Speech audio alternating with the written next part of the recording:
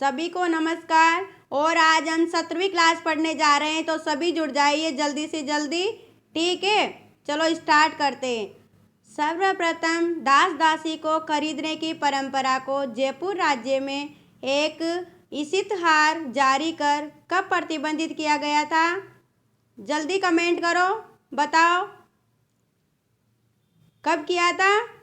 तो 16 फरवरी 1847 ईस्वी में।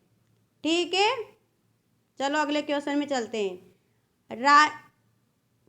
राष्ट्रीय स्तर पर किस राज्य की पोशाक को मान्यता मिली है? किस पोशाक को मान्यता मिली है बताओ? जोधपुरी कोट को। लग गया सबको? ठीक है। जोधपुर का सापा पूरे भारत में क्यों प्रसिद्ध है? बताओ, जोधपुर का सापा पूरे भारत में क्यों प्रसिद्ध है? इसका आंसर जल्दी से बताओ। बंदेज के लिए। किसके लिए? बंदेज के लिए। अगला क्वेश्चन, शिरावन से तात्पर्य है। क्या तात्पर्य है शिरावन से? तो बताओ। इसका तात्पर्य है ग्रामीण क्षेत्रों में कृषकों का सुबह का भोजन। आ गया सभी को समझ में? ग्रामीणों में कृषकों का सुबह का भोजन। ठीक है। परंपरागत राजस्थानी समाज की विशिष्ट वेशभूषा होती है। कौन सी विशिष्ट वेशभूषा होती है? बताओ जल्दी से। सापा। हो गया सभी को याद? और कमेंट करते रहना, ठीक है। चलो अगले क्वेश्चन में। अलवरी, अमर साई, शिव साई, उदय साई, सहज साई, सानी, करज साई का संबंध है। किससे संबंध है इसका? पगड़ियों से। अगले क्वेश्चन में चले। ठीक है। मुगल काल में विवाह के अवसर पर पहनी जाने वाली पगड़ी कौन सी है? कौन सी पगड़ी? जल्दी से बताओ। मोटी पट्टेदार पगड़ी। ओके, चलो अगले क्वेश्चन में चलते हैं। मेवाड़ और मारवाड़ में पहने जाने वाली पगड़ी में क्या अंतर होता है? बताओ, मेवाड़ और मारवाड़ में कैसी पगड़ी होती है, इसमें क्या अंतर है? तो बताओ जल्दी से। इसका अंतर है, मारवाड़ की पगड़ी मेवाड़ की अपेक्षा आकार में बड़ी और ऊंची होती है। आ गया सभी को समझ में? मारवाड़ की पगड़ी मेवाड़ की पगड़ी की अपेक्षा बड़ी और ऊंची होती है। ठीक है। अगले क्वेश्चन में चले। राजस्थानी महिला मुख्य रूप से परिधान पहनती हैं। महिलाएं क्या पहनती राजस्थानी में? तो इसका आंसर है डी आंसर, उक्त सभी। घेर, दारगा, अगरा, लुगड़ी व ओढ़नी, कांचली। आ गया सभी को समझ में? तो इसका आंसर है उक्त सभी। 60 क्वेश्चन में चलते हैं। अंगरखी को ग्रामीण भाषा में कहते हैं। अंगरखी को ग्रामीण भाषा में क्या बोला जाता है? बुगतरी। क्या है? बुगतरी।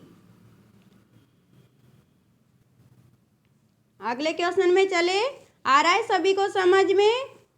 ठीक है।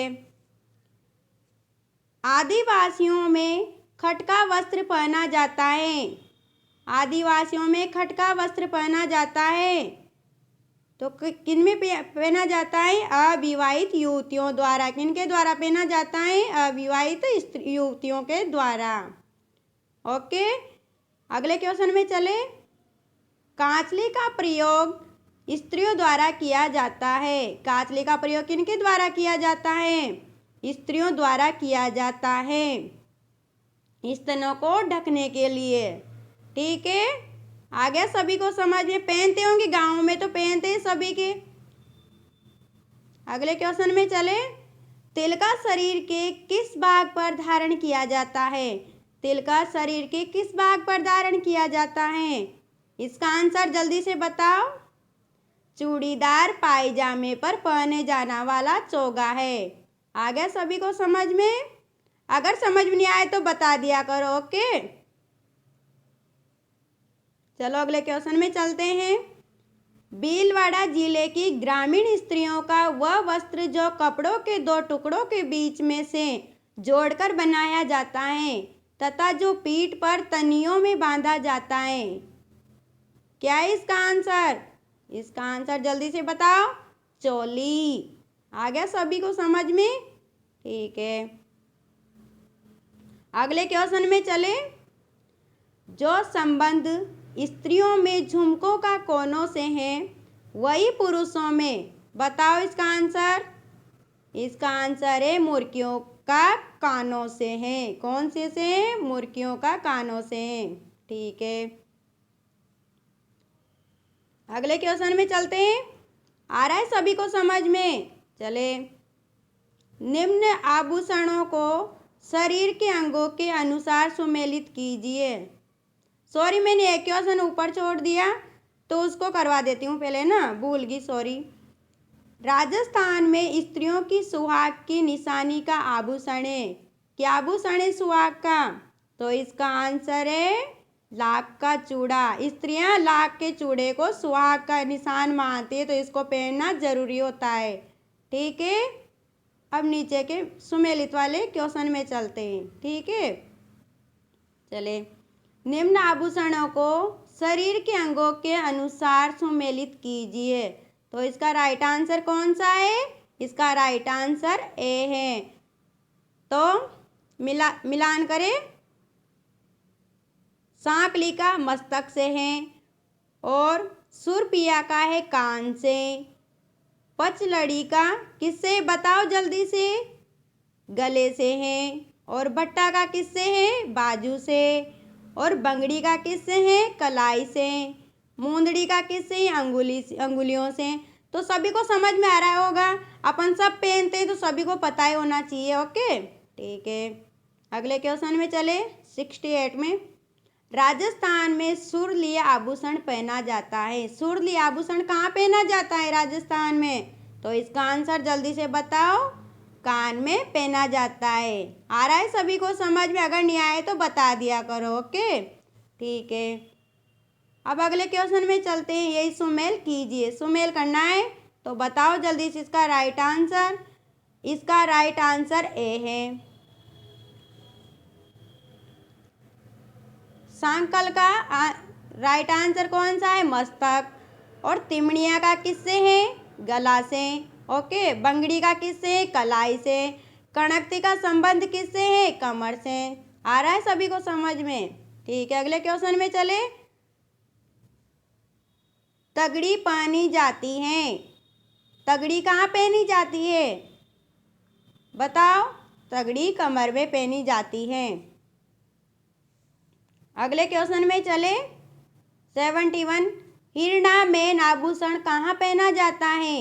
हिरणा में आभूषण कहाँ पहना जाता है? तो ये भी कमर में पहना जाता है। ओके, अगले क्वेश्चन में चले। कौन सा आभूषण स्त्रियों व पुरुषों द्वारा सम्मिलित रूप में पहना जाता है? ऐसा कौन सा आभूषण है जो स्त्रियां और पुरुष दोनों पहनते हैं? तो इसका राइट आंसर होगा चेन और अंगूठी। चेन और अंगूठी सभी पहनते हैं, स्त्रियां और पुरुष। तो इस अगले क्वेश्चन में चले। कौन सा आभूषण सुहाग का चिन्ह है? बताओ। आभूषण कौन सा सुहाग का आभूषण है? तो इसका राइट आंसर होगा डी, उक्त सभी। बोड़ला, रखड़ी और टीका ये सुहाग के निशान होते हैं। अगले क्वेश्चन में चले। राजस्थान में पुरुषों के आभूषण है। पुरुषों के कौन कौन से आभूषण है?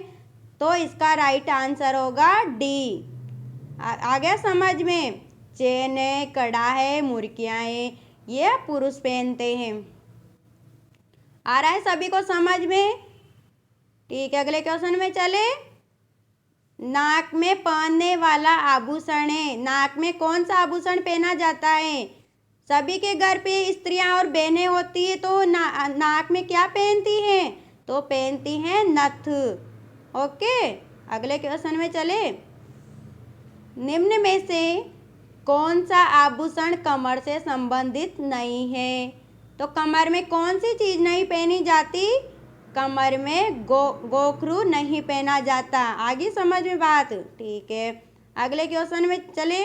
और कड़कती सटका पहना जाता है कमर में, है ना, एक कमर का आभूषण होता है।